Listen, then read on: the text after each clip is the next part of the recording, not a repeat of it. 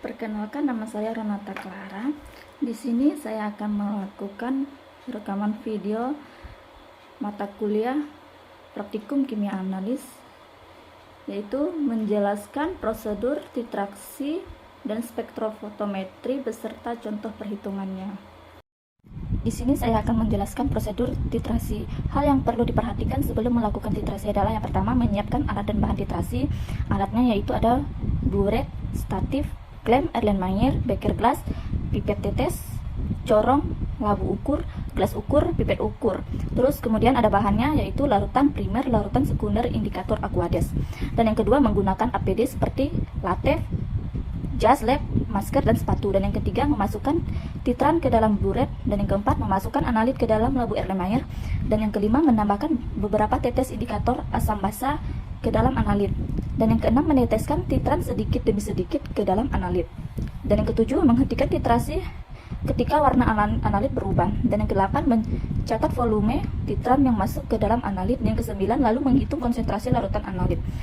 Kemudian di sini ada prosedur spektrofotometri. Hal yang perlu diperhatikan sebelum melakukan spektrofotometri adalah yang pertama, kita menyiapkan alat dan bahan. Di sini ada alatnya yaitu spektrofotometer, kuvet, beker gelas, pipet tetes, gelas ukur, corong, labu ukur, mikropipet, dan pipet ukur. Kemudian ada bahannya yaitu untuk pelarut disesuaikan dengan analit. Ada analit yang dapat larut dengan Aquades dan analit yang dapat larut dengan methanol, dan larutan bereaksi digunakan sesuai dengan kebutuhan spektrofotometer. Pada UV tidak membutuhkan larut bereaksi, namun pada visible membutuhkan reaksi. Kemudian yang kedua, menggunakan APD seperti latex, jas lab, masker, dan sepatu. Di sini ada yang perlu dipersiapkan sampel, yaitu yang pertama, nyalakan spektrofotometer, dan yang kedua, bersihkan kuvet atau tabung reaksi, dan yang ketiga, tuang sampel secukupnya ke dalam kuvet, dan yang keempat, siapkan larutan kontrol, dan yang kelima, lap sisi luar kuvet.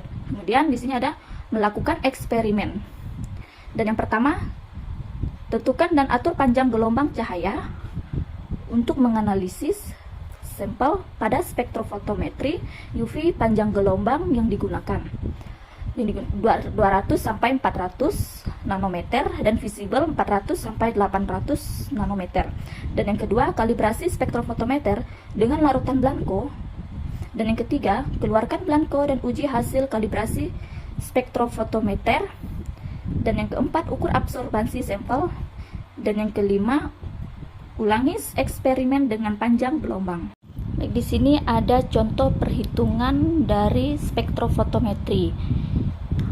Soalnya yaitu absorptivitas molar kompleks besi 2 min 1,10 phenantrolin adalah 12000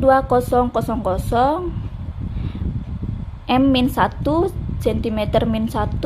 Minimum absorbansi yang dapat dideteksi adalah 0,001 jika diukur pada suatu kuvet ketebalan 1 cm. Berapakah konsentrasi minimum kompleks besi 2 min 1,10?